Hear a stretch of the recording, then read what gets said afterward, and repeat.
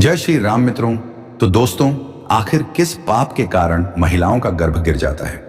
और दोस्तों, आप सभी ने देखा होगा कि कुछ महिलाएं गर्भवती तो हो जाती हैं, लेकिन उनका बच्चा समय से पहले पैदा हो जाता है, जिसके कारण बच्चा मर जाता है। और कई महिलाओं का तो बच्चा मरा हुआ पैदा होता है। तो दोस्तों, आज के वीडियो में हम आपको यह बताएंगे कि आखिर कौन से पाप के कारण महिलाओं में गर्भपात गिर जाता है और वे कौन से काम हैं जो एक गर्भवती महिला को कभी नहीं करना चाहिए, अन्यथा उसका गर्भ गिर सकता है। और दोस्तों, जानते हैं कि भगवान विष्णु ने इस बारे में क्या कहा है। तो दोस्तों, अब हम आपको इस वीडियो में एक छोटा सी कहानी के माध्यम से समझाते हैं। तो जैसे कि दोस्तों, एक समय की बात है जब देवी लक्ष्मी भगवान विष्णु से मिलने गईं, तो भगवान विष्णु ने देवी लक्ष्मी को देखकर कहा, हे देवी, क्या बात है, आज आप अचानक मुझसे मिलने आ गईं? तुम क्यों आए हो? तब माता लक्ष्मी ने कहा, हे प्रभु, आज जब मैं पृथ्वी पर भ्रमण कर रही थी तो मैंने देखा कि कुछ स्त्रियां गर्भवती तो होती हैं, लेकिन समय से पहले ही उनका गर्भ गिर जाता है। यह देखकर मेरे मन में दो प्रश्न उठ रहे हैं और आज मैं इसीलिए आपके पास आई हूं कि आपसे मैं अपने दोनों प्रश्नों का उत्तर पूछ सकूं। तब भगवान विष्णु ने कहा, हे देवी, आपके मन में जो भी प्रश्न हो मुझे बिना किसी हिचकिचाहट के बताएं, मैं आपके दोनों प्रश्नों का उत्तर अवश्य दूंगा। तब माता लक्ष्मी ने कहा, हे प्रभु, मेरा पहला प्रश्न यही है कि किस पाप के कारण स्त्री का गर्भ गिर जाता है और उस महिला का बच्चा मर जाता है। और मेरा दूसरा सवाल यह है कि ऐसा कौन सा पाप है जिसके कारण उस महिला का गर्भपात हो जाता है। एक महिला के भाग्य में पुत्र का होना नहीं होता है और वह जीवन भर निसंतान ही रहती है। तब भगवान विष्णु ने मुस्कुराते हुए कहा, हे देवी, आज आपने इन प्रश्नों का उत्तर पूछकर पूरी मानव जाति का भला किया है, लेकिन मैं आपको इन प्रश्नों का उत्तर एक कहानी के माध्यम से दूंगा। और यह कहानी सभी महिलाओं और पुरुषों को जरूर सुननी चाहिए, क्योंकि इस कहानी को सुनने से आपको पता चल जाएगा कि किस श्राप के कारण महिलाओं का गर्भ गिर जाता है और वह कौन सी महिला है जिसके भाग्य में पुत्र नहीं होता है, और पुत्र प्राप्ति के लिए क्या करना चाहिए। तब माता लक्ष्मी ने भगवान विष्णु से कहा, प्रभु, आप मुझे कथा सुनाइए, मैं अंत तक पूरा ध्यान लगाकर कथा सुनूंगी। तब कथा सुनाते समय भगवान विष्णु ने कहा, एक बार एक समय की बात है, एक शहर में एक बहुत अमीर व्यापारी रहता था। वह इतना अमीर था कि उसके घर में किसी भी चीज की कमी नहीं थी। उस व्यापारी की एक बेटी थी जिसका नाम रूपवती था। रूपवती विवाह के योग्य हो गई थी। तब सेठ ने सही शुभ मुहूर्त देखकर अपनी बेटी रूपवती का विवाह उसी शहर के पास दूसरे गांव में एक वैश्य के बेटे से कर दिया। विवाह के बाद सेठ की बेटी रूपवती अपने पति के घर में रहने लगती है। वह अपने पति के घर में सुखपूर्वक रहने लगती है और अपने पति से बहुत प्रेम करने लगती है। रूपवती की माता का नाम सुनंदा था। सुनंदा बहुत दुष्ट स्वभाव की थी। रूपवती ने दहेज में अपना घर छोड़ दिया। वह ढेर सारा सोना चांदी लाई थी। इसीलिए सुनंदा अपनी बहू रूपवती का झूठा सम्मान करती थी और उससे हमेशा मीठी मीठी बातें करती थी और रूपवती को अपने मायके से कुछ न कुछ लाने के लिए कहती थी। रूपवती अपनी सास की बात मानकर अपने पिता के घर से कुछ न कुछ ले आती थी। वह उससे सोना, चांदी, घोड़े, गाय, बैल, अनाज आदि मांगती थी और उसके पिता भी कभी मना नहीं करते थे और सारी चीजें दे देते थे, जिससे रूपवती की सास उसे बहुत खुश रहती थी। फिर इस तरह रूपवती की सास का लालच दिन ब दिन बढ़ता जा रही थी और वह रूपवती के मायके से सब कुछ हड़पना चाहती थी, क्योंकि उस व्यापारी का कोई बेटा नहीं था और इसलिए सब कुछ रूपवती का था। ऐसा कई दिनों तक चलता रहा और उसका पति उसे अपनी बातों में बहला फुसलाकर उसके मायके से सारा सामान मांग लेता था। लेकिन मासूम रूपवती इस बात से अनजान थी कि उसकी सास उसके पिता की हर चीज हड़पना चाहती थी और रूपवती का पति संजय भी अपनी मां की ही बात मानता था। इसीलिए रूपवती की सास ने जो कहा वही हुआ। सारा घर का काम उसकी मां के कहे अनुसार होता था और रूपवती और उसका पति संजय दोनों सुनंदा की बात मानते थे। इसीलिए उनके घर में कभी कोई कलह नहीं होता था और सभी लोग खुशी से रहते थे। इस प्रकार कुछ वर्षों के बाद रूपवती गर्भवती हो गई। जब यह बात उसकी सास को पता चली तो वह बहुत खुश हुई। उसने तुरंत रूपवती के माता पिता को इसकी जानकारी दी और बड़ी चीजों की मांग भी की। जब रूपवती के पिता को यह बात पता चली तो वह भी बहुत प्रसन्न हुए और फिर अगले दिन मिठाई, सोने के कंगन और सोने का हार लेकर रूपवती के ससुराल पहुंचे। रूपवती अपने पिता को देखकर बहुत प्रसन्न हुई। फिर कुछ समय तक रूपवती के ससुराल में रहने के बाद उसके पिता अपने घर लौट आए। फिर रूपवती का गर्भ कई दिनों तक बढ़ता रहा और रूपवती की सास उसका बहुत अच्छे से ख्याल रखने लगी और समय समय पर उसे फल खिलाती रही और घर का सारा काम खुद करती थी और रूपवती को कोई भी काम नहीं करने देती थी। इसीलिए रूपवती पूरे दिन घर पर ही आराम करती थी। इसी तरह कुछ दिन और बीत गए और एक दिन अचानक रूपवती का गर्भ गिर गया, जिससे रूपवती की माँ बहुत क्रोधित हो गई और फिर वह रूपवती को ताना देने लगी और बोली कि हे पापिनी, तूने अपने जीवन में ऐसा कौन सा पाप किया है जिसके कारण तू अपने गर्भ को नहीं बचा सकी और एक बच्चे को जन्म नहीं दे सकी और तेरा बच्चा पैदा होने से पहले ही मर गया। मुझे नहीं मालूम कि मेरे बेटे ने तुम जैसी पापी स्त्री से विवाह क्यों किया। मेरे बेटे की जिंदगी बर्बाद हो गई। फिर मित्रों, रूपवती अपनी सास की यह बात सुनकर बहुत दुखी हुई और बोली, सासो माँ, इसमें मेरा कोई दोष नहीं है और मैंने अपने जीवन में ना ही कोई पाप किया है, लेकिन मुझे नहीं पता कि मेरे साथ ऐसा क्या हो रहा है।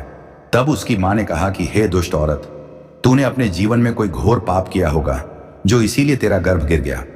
फिर आगे की कहानी बताते हुए भगवान विष्णु माँ लक्ष्मी से कहते हैं कि हे देवी, अब इस कहानी पर ध्यान दें और इसे सुनें, क्योंकि यहां से आपको पता चलेगा कि किस पाप के कारण किसी भी महिला का गर्भ गिर जाता है।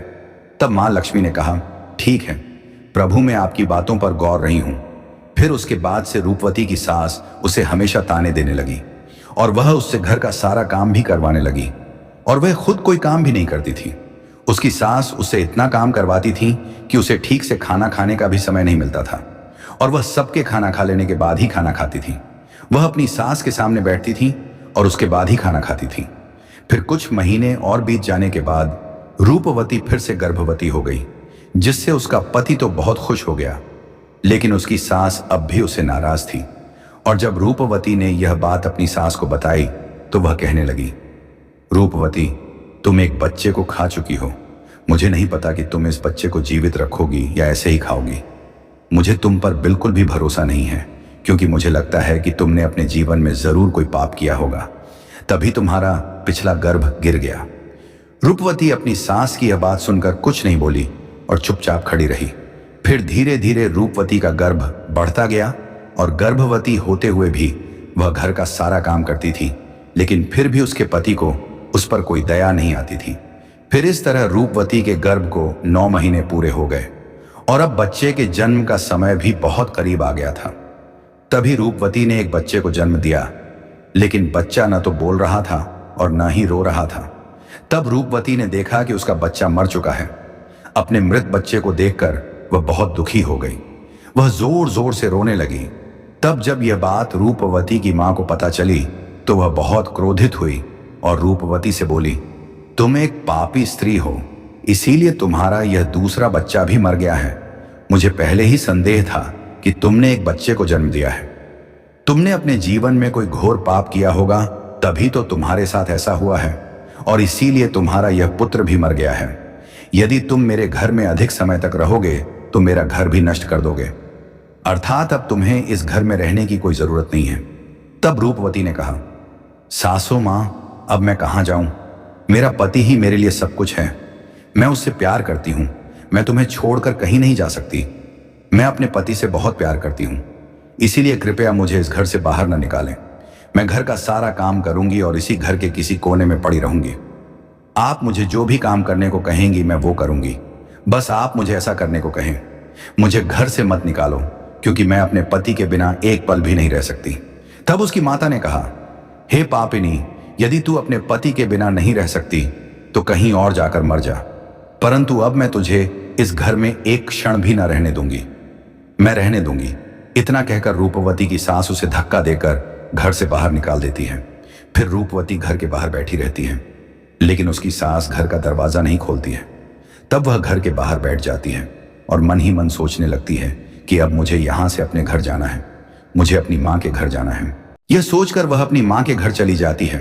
तभी रास्ते में एक जंगल पड़ता है। फिर वह जंगल की ओर चली जाती है और वह अपनी मां के घर जा रहा था। तभी बारिश होने लगी और वो एक पेड़ के नीचे बैठ गई थी। तभी एक साधु वहां से गुजर रहे थे और उन्होंने रूपवती को पेड़ के नीचे बैठे हुए देखा और रूपवती से पूछा कि हे पुत्री, तुम कौन हो और इस जंगल में अकेली क्या कर रही हो? तभी रूपवती ने साधु महाराज से कहा, हे साधु महाराज, मैं एक बहुत धनी व्यापारी की बेटी हूं और मेरी शादी एक वैश्य के लड़के से हुई थी और मुझे अभी तक पुत्र की प्राप्ति नहीं हुई है। मैं एक बार गर्भवती हो गई, लेकिन जब मैं गर्भवती थी तो मेरा गर्भपात हो गया और जब मैं दोबारा गर्भवती हुई तो मेरा बच्चा पैदा होते ही मर गया। तो इसीलिए मेरी सास ने मुझे घर से निकाल दिया है और इसीलिए मैं अब इस वन में इधर उधर भटक रही हूं। हे मुनिवर, कृपया मेरी मदद करें। हे साधु महाराज, कृपया कोई ऐसा मुझे उपाय बताएं जिससे मुझे पुत्र की प्राप्ति हो सके। तब साधु महाराज ने कहा, हे बेटी, तुम चिंता मत करो, मैं तुम्हें पुत्र प्राप्ति का उपाय अवश्य बताता हूं। यदि तुम इसका पूरी श्रद्धा से पालन करोगी तो तुम्हें अवश्य ही पुत्र रत्न की प्राप्ति होगी। और इसके लिए मैं आपको कुछ नियम भी बताऊंगा जिसे तुम्हें ध्यान से सुनना पड़ेगा। फिर रूपवती साधु महाराज से कहती है कि हे मुनिवर, मैं आपके बताए गए उपायों बहुत ध्यान से सुनूंगी और उनका पालन भी करूंगी। कृपया हे साधु महाराज, आप अपने उपाय बताएं। फिर साधु महाराज रूपवती से कहते हैं कि हे बेटी, मासिक धर्म के दौरान किसी भी महिला को अपने पति के साथ यौन संबंध नहीं बनाना चाहिए और अपने पति को छूना भी नहीं चाहिए, क्योंकि इससे गर्भ में पल रहे बच्चे का गर्भपात हो सकता है। और ऐसा कहा जाता है कि गर्भवती महिला को भगवान से प्रार्थना करते रहना चाहिए और उसके चेहरे पर हमेशा मुस्कान बनी रहनी चाहिए। साथ ही गर्भवती महिला को कभी भी उदास और निराश नहीं रहना चाहिए, क्योंकि दुखी रहने से बच्चे और गर्भवती महिला पर बुरा प्रभाव पड़ता है। और गर्भवती महिला को कभी भी दूसरे के घर खाना नहीं खाना चाहिए और जितना हो सके अपने घर में ही रहना चाहिए। गर्भवती महिला को कभी भी डरावनी चीजें नहीं देखनी चाहिए, क्योंकि इससे होने वाले बच्चे पर बुरा असर पड़ता है। गर्भवती महिला को अच्छा खाना खाना चाहिए ताकि बच्चे को सुख मिले, वह गुणी है। जो भी स्त्री इन नियमों का पालन करती है उसे अच्छे पुत्र की प्राप्ति होती है, और जो स्त्री इन नियमों का पालन नहीं करती है उसका गर्भ नष्ट हो जाता है। तब साधु महाराज ने कहा, हे पुत्री, अब मैं तुम्हें पुत्र प्राप्ति का उपाय बताता हूं, इसे ध्यान पूर्वक सुनो तो तुम्हें पुत्र की प्राप्ति होगी। तब रूपवती ने कहा, हाँ महाराज। तब साधु महाराज ने कहा कि पुत्र प्राप्ति के लिए पति पत्नी को मासिक धर्म के पहले 4 दिनों में संभोग नहीं करना चाहिए, क्योंकि ऐसा करने से अनैतिक पुत्र पैदा होगा। और 5वीं रात को संभोग करने से बेटी पैदा होती है और 6ठी रात को संभोग करने से बेटा पैदा होता है। 8वीं रात को संभोग करने से बांझ बेटी पैदा होती है और 8वीं रात को संभोग करने से बलशाली पुत्र पैदा होता है। 9वीं रात्रि के संभोग से सुंदर पुत्री का जन्म होता है और 10वीं रात्रि के संभोग से विद्वान एवं श्रेष्ठ पुत्र का जन्म होता है। रात्रि में संभोग करने से सदाचार वाली कन्या मिलती है। 12वीं रात्रि में संभोग करने से गुणवान पुत्र पैदा होता है। 13वीं रात को संभोग करने से लक्ष्मी रूपी पुत्री का जन्म होता है और 14वीं रात को संभोग करने से गुणवान, बुद्धिमान और बलशाली पुत्र की प्राप्ति होती है। इसीलिए यदि आप इन नियमों का पालन करेंगे तो आपको एक अद्भुत पुत्र की प्राप्ति होगी। इतना कहकर आराषि वहां से चले जाते हैं। तब रूपवती मन में सोचने लगती है कि यदि मैं आराषि द्वारा बताए गए उपाय के अनुसार कार्य करूंगी तो मुझे भी पुत्र की प्राप्ति होगी। मैं चली जाऊंगी और मेरे पति मुझसे घर का कोई काम नहीं करवाएंगे और घर में सभी लोग मेरा बहुत सम्मान करेंगे। रूपवती इतना सोच ही रही थी कि तभी उसका पति उसे ढूंढते हुए वहां पहुंच जाता है और रूपवती से पूछता है कि तुम यहां इस जंगल में क्यों आई हो? हाँ, मैं तुम्हें लेने आ रहा हूं, चलो घर चलते हैं। तब रूपवती ने अपने पति को साधु के बारे में सब कुछ बता दिया और कहा कि अब मैं तब तक घर नहीं जाऊंगी जब तक मुझे पुत्र प्राप्त नहीं हो जाता। रूपवती की यह बात सुनकर उसका पति भी उसके साथ जंगल में एक झोपड़ी बनाकर रहने लगा।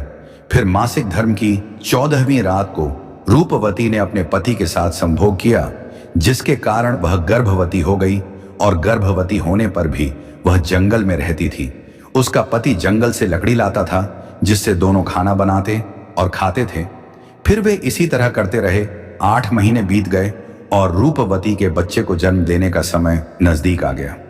फिर एक दिन रूपवती ने एक बहुत ही अद्भुत पुत्र को जन्म दिया। पुत्र को पाकर रूपवती और उसका पति दोनों बहुत खुश हुए। तब रूपवती का पति उससे कहने लगा, चलो अब हम दोनों को घर चलना चाहिए, क्योंकि माँ ने तुम्हें बेटा होने का ताना दिया था और घर से निकाल दिया था, लेकिन अब जब तुम्हें बेटा हुआ है तो वह भी खुश होगी। तो रूपवती ने कहा, ठीक है, चलो घर चलते हैं। फिर उसकी पत्नी ने देखा कि रूपवती ने एक बेटे को जन्म दिया है। वह बहुत खुश हुई और रूपवती से पूछा कि जब तुमने मुझे घर से निकाल दिया था तो तुम्हें बेटा कैसे हो गया? घर? मैं गया था जंगल में। मेरी मुलाकात एक बुद्धिमान साधु महाराज से हुई। उन्होंने मुझे पुत्र प्राप्ति का उपाय बताया और उसी उपाय से मुझे पुत्र की प्राप्ति हुई। जब उसे पुत्र की प्राप्ति हुई तो उसकी सास ने उससे कहा कि इसका क्या मतलब है। ऋषि बहुत ज्ञानी हैं और उन्हें यह भी पता होगा कि हम अमीर कैसे बन सकते हैं। इसलिए अब मैं जंगल में जाऊंगा और उनसे अमीर बनने का उपाय पूछूंगा और फिर रूपवती वापस आ जाएगी। उसने कहा, नहीं मां, तुम्हें ऐसा करना चाहिए, वहां मत जाओ। क्या पता उसे वह साधु महाराज वहां मिले या नहीं। तब उसकी सास ने कहा, नहीं, मैं जाकर उससे अमीर बनने का रास्ता पूछूंगी। ये कहते हुए उसकी सास उसी जंगल में पहुंच जाती है। वह एक शेर को देखती है और शेर को देखकर डर जाती है। तभी शेर उसे खाने के लिए आगे बढ़ता है। जैसे ही शेर उसे खाने के लिए आगे बढ़ा, रूपवती की पत्नी ने उसे कहा, हे शेर राजा, तुम मुझे क्यों खाना चाहते हो? मुझे खाकर तुम्हें इनाम मिलेगा। मुझे तुमसे क्या मिलेगा? शेर ने कहा, हे पापिनी, तुम्हारा स्वभाव बहुत दुष्ट है, इसीलिए मैं तुम्हें खाऊंगा। इतना कहकर शेर उसे खा जाता है और फिर वह मर जाती है और यम के 2 दूत आकर उसे यमलोक ले जाते हैं और यमराज के सामने खड़ा करते हैं। तब चित्रगुप्त ने उस स्त्री के जीवन का वृत्तांत देखा और उसके जीवन का वृत्तांत देखने के बाद वह चल पड़े। हे धर्मराज, इस स्त्री ने अपने जीवन में घोर पाप किए हैं। यह स्त्री अपनी बहू रानी को बहुत सताती थी, यहां तक कि जब वह गर्भवती थी तब भी वह उससे घर का सारा काम करवाती थी। उसकी बहू का बेटा मर गया, तब उन्होंने उसे धक्का देकर घर से निकाल दिया। चित्रगुप्त की यह बात सुनकर यमराज को उस स्त्री पर बहुत क्रोध आया और उन्होंने अपने दूतों से कहा, मित्रों, इसे नरक में भेज दो। आगे की कहानी सुनाते हुए भगवान विष्णु माता लक्ष्मी से कहते हैं, हे देवी, उस संत ने जो निर्देश दिया वह पुत्र भी अवश्य प्राप्त होगा। तब माता लक्ष्मी ने कहा, प्रभु, वे कौन सी स्त्रियां हैं जिनके भाग्य में पुत्र नहीं होता, और वे कौन से पाप करती हैं जिसके कारण उन्हें पुत्र नहीं होता, और क्या करना चाहिए? पुत्र प्राप्ति के लिए क्या करती हैं ऐसी महिलाएं? भगवान विष्णु ने कहा कि ये वो स्त्रियां हैं जो हमेशा अपने पतियों से झगड़ती रहती हैं और घर का सारा काम करती हैं। अगर वे हर काम अपनी मर्जी से करती हैं और अपने पति का सम्मान नहीं करती हैं तो ऐसी महिलाओं को कभी भी पुत्र सुख नहीं मिलता है। और पुत्र प्राप्ति के लिए ऐसी महिलाओं को अपने पति का सम्मान करना चाहिए और उनकी आज्ञा का पालन करना चाहिए।